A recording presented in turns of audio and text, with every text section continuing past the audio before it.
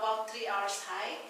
And then other river up to the summit about 8 to 12 hours hike. Na dire-diretso yun na paahon. That's why they call it a killer trail or cardiac trail. Sabi ng iba. Okay, so yan. That's Akiki Trail.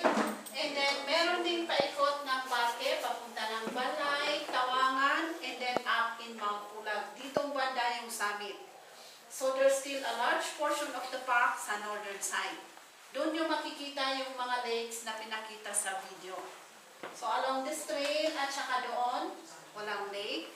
Ang lakes natin nasa northern side. That's Tabeo Lake, ang Bulalakaw, Detatnupos, Impulos. Those are the lakes on the northern side. So ang ginagawa ng mga nagtatawangan, saglit muna sa mga lakes, mag-picture taking, viewing, and then diretso na sa Tawangan. Tawangan, up to the summit is also about 8 to 12 hours hike. So, sabi nila bloody trail daw yung Tawangan trail. Sa dami ng limatic or leech or linta, yan.